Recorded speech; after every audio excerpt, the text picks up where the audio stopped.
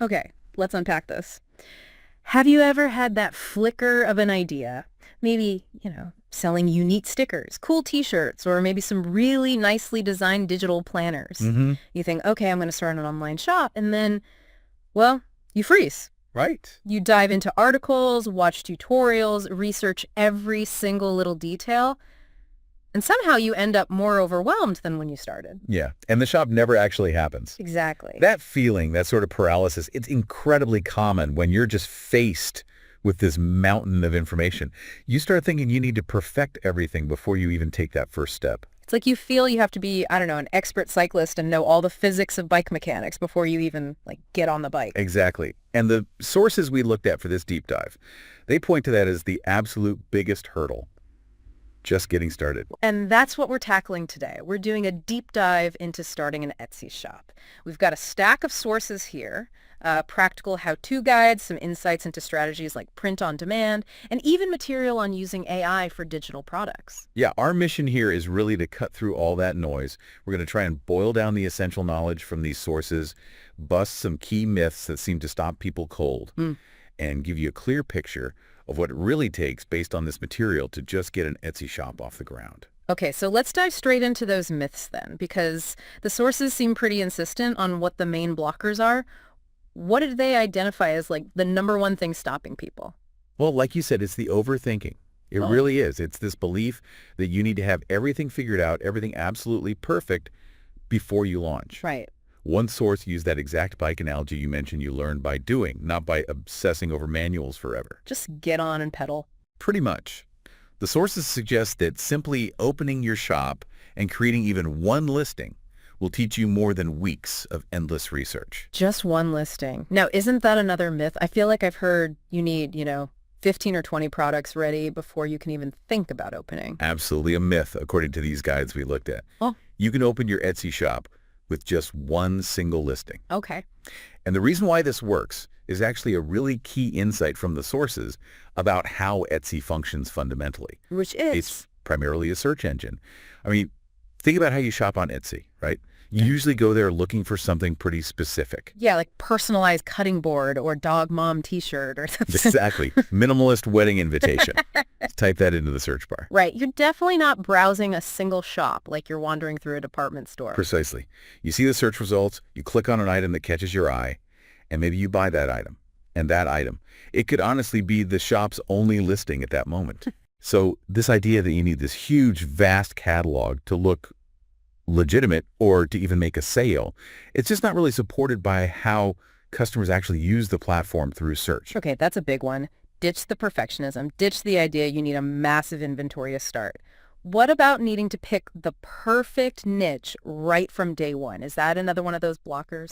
Yeah, the sources definitely push back hard on that one too. They point out that loads of successful Etsy sellers didn't start with some single super hyper-defined niche that they stuck with forever. Oh, interesting. In fact, some top sellers run what are essentially general stores. General stores, like selling completely different kinds of things side by side. Often it's varied, yeah. Maybe not completely random, but they might sell diverse items like, say, t-shirts, mugs, and stickers.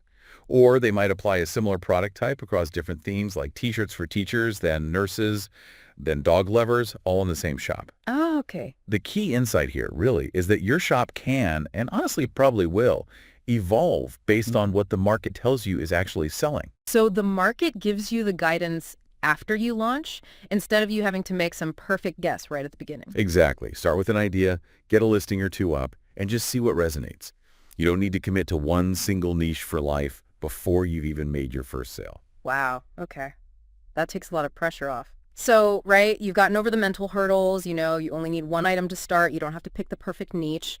What kind of products can you actually sell? What do the sources say about the options?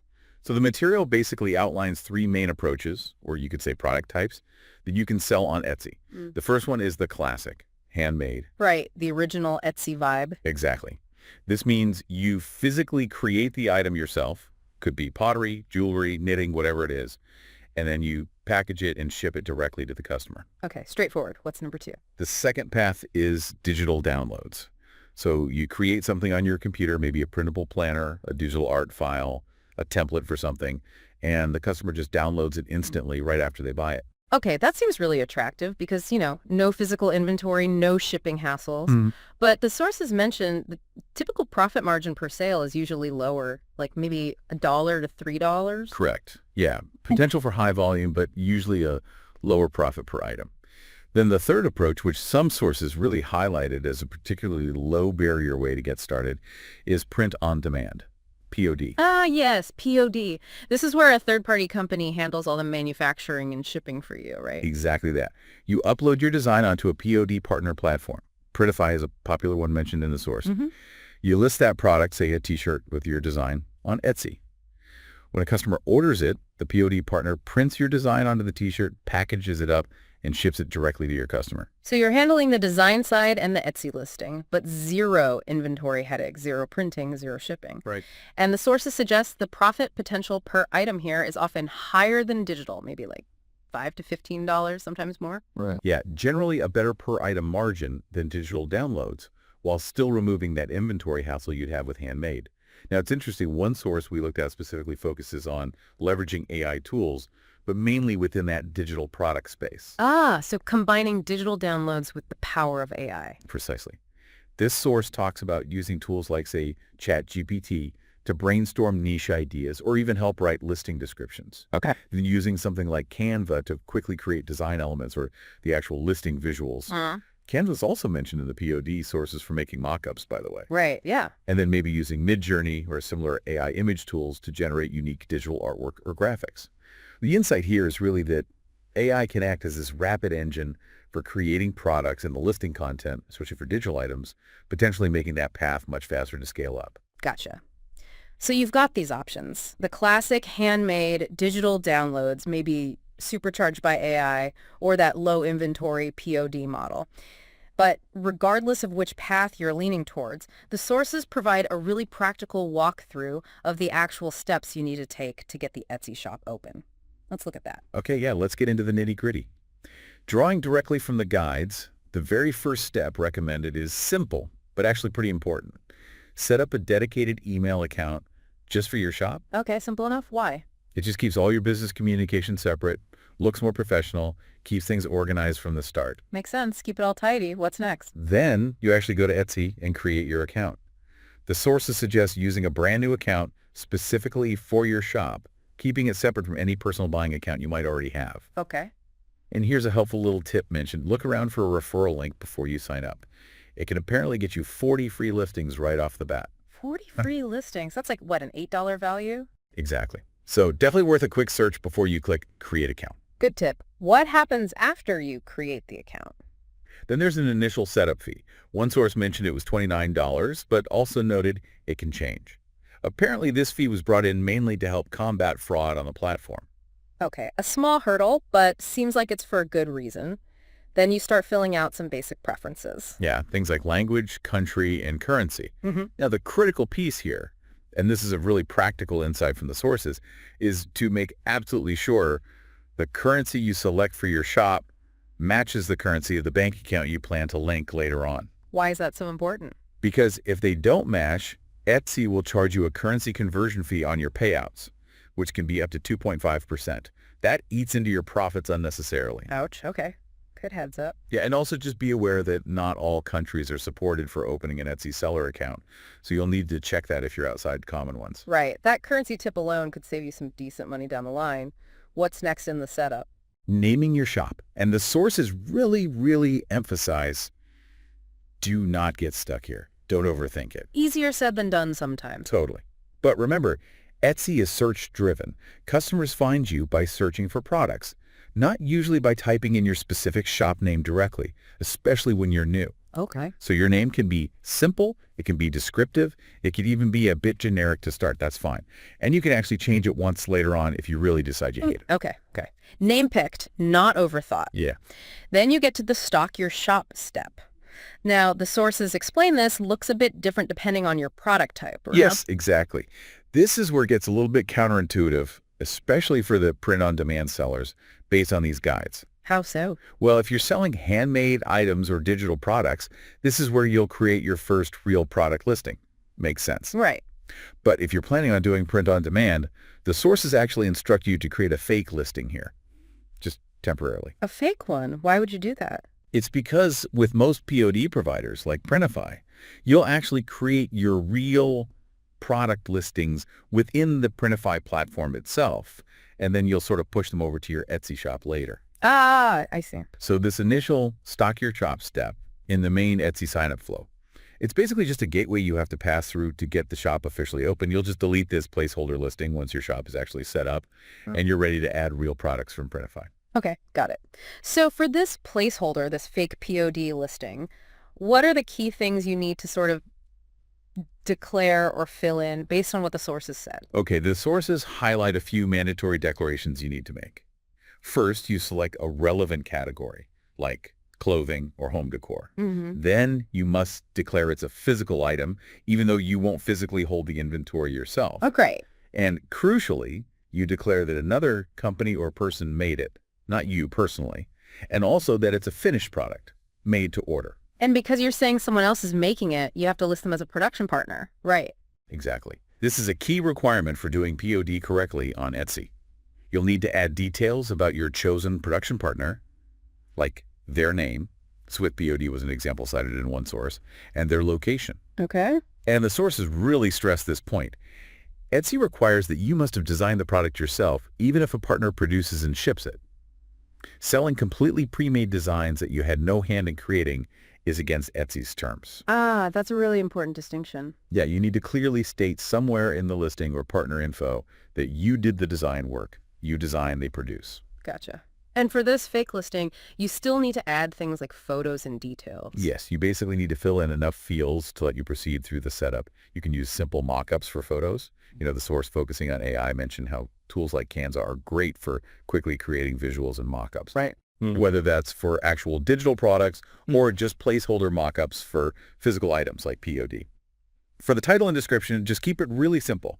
Maybe use a few basic keywords related to the product type, like funny t-shirt gift or something generic like that. And you just set like a random price and quantity? Yeah, pretty much. Just put in a realistic looking price, maybe $25, and set a high quantity like $9.99 so it doesn't accidentally sell out.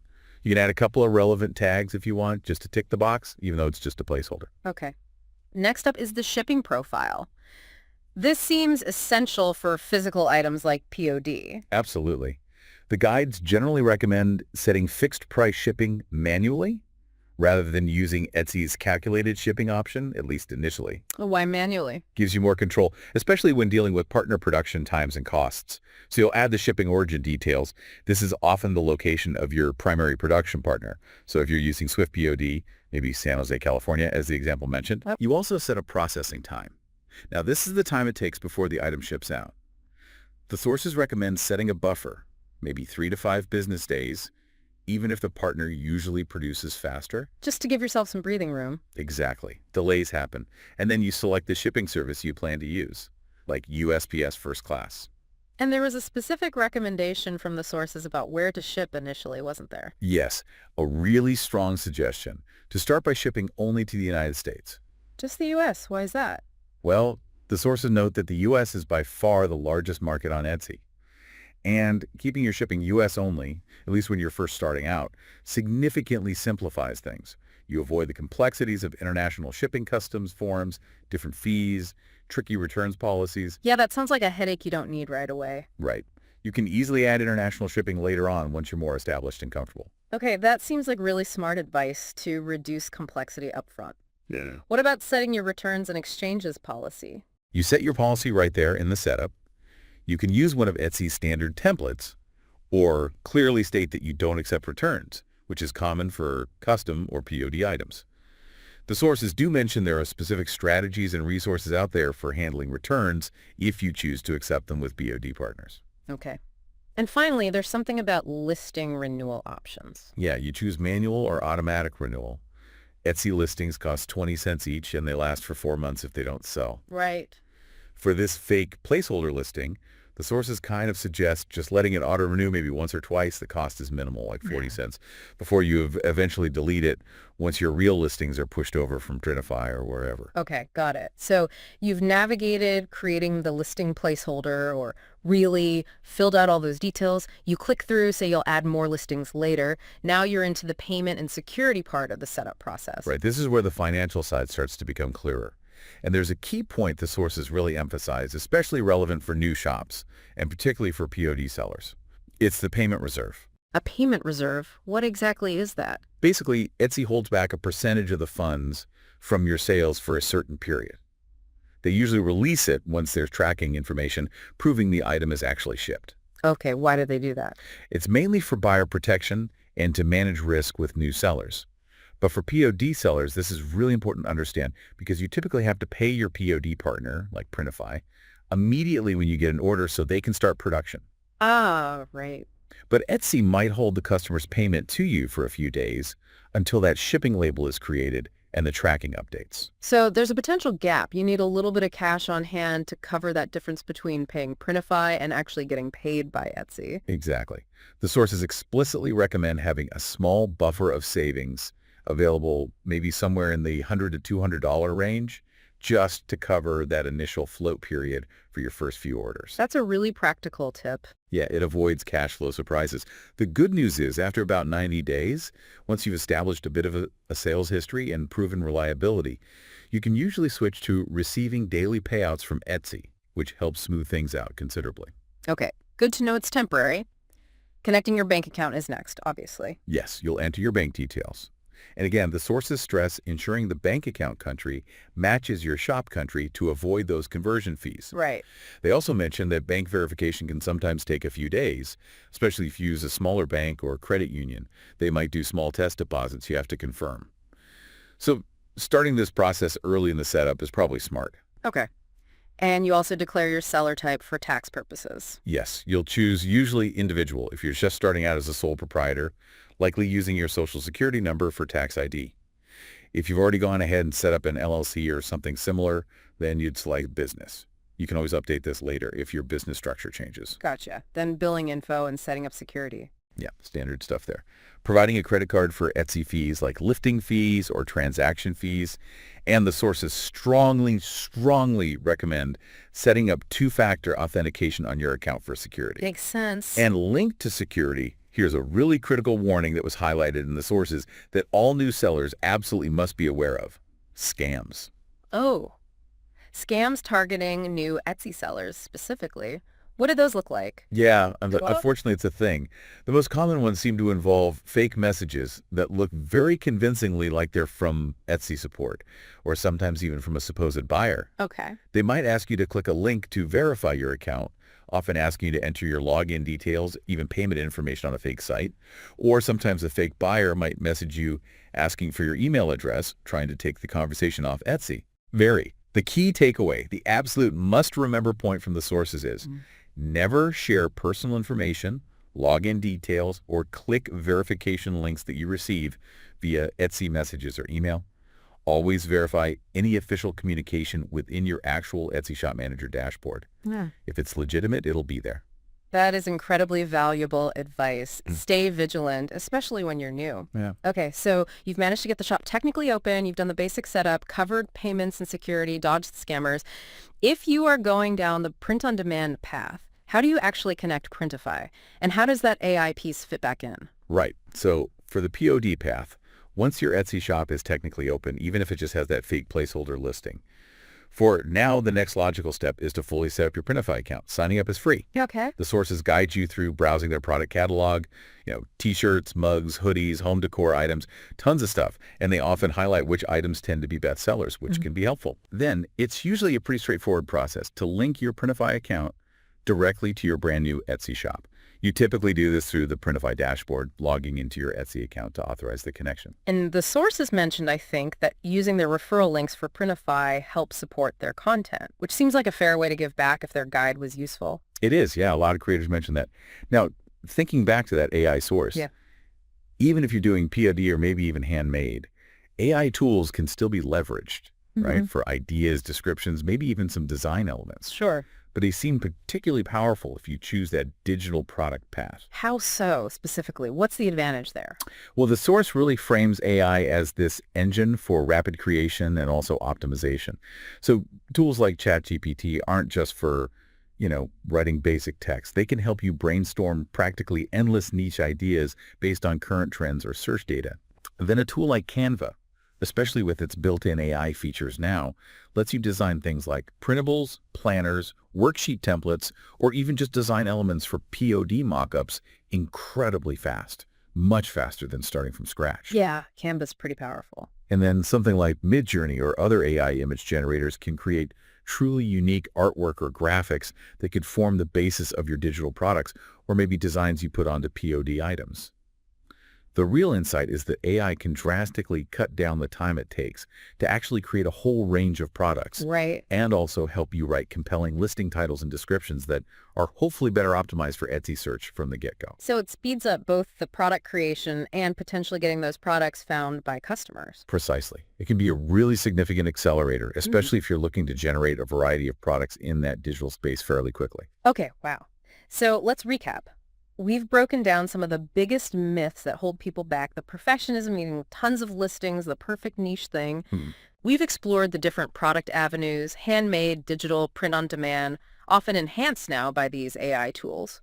We walked through the nitty-gritty steps of actually opening the Etsy shop, including that kind of weird temporary placeholder listing you need for POD. Yeah, the fake listing step. Covered the payment and security stuff, like that payment reserve heads up and the critical warning about scams, and touched on connecting the necessary tools like Printify or integrating AI into the workflow.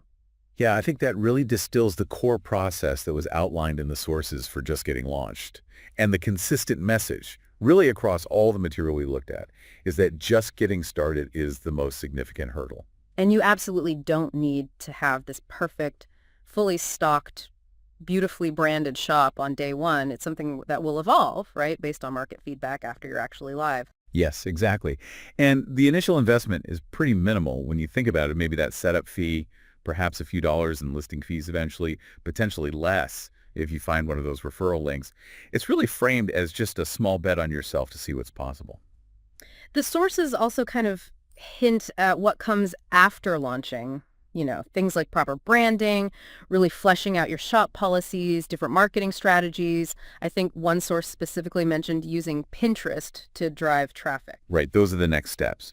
But the clear emphasis in the getting started guides is don't let thinking about all those future steps prevent you from taking the most critical first step. Which is just opening the shop. Just open the shop. Get it done. Well, this deep dive has done, I think, a great job of taking that whole stack of sources and really boiling it down into clear, actionable insights, busting those myths that keep people stuck, providing a practical map to just getting an Etsy shop launched, whether you're leaning towards POD or digital products, maybe using AI. Yeah, it shows that the technical pathway, while it have a lot of little details, is actually very manageable when you just break it down step by step. Yeah, The real barrier, so often, is just taking that first leap, isn't it? it really seems to be. So drawing on everything we've covered today, here's maybe a final thought for you, the listener, to consider. You know now you don't need perfection. You don't need a huge catalog to start, and you have a much clearer picture of the actual steps involved.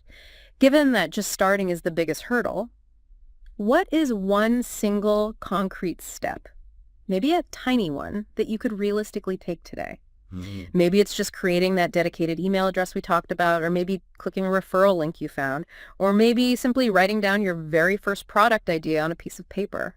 What's one small thing you could do today to begin building towards getting that Etsy shop off the ground? Just that one step. Break the inertia. Whatever that one step is for you, maybe just take it. Thanks so much for joining us for this deep dive into the source material on starting an Etsy shop.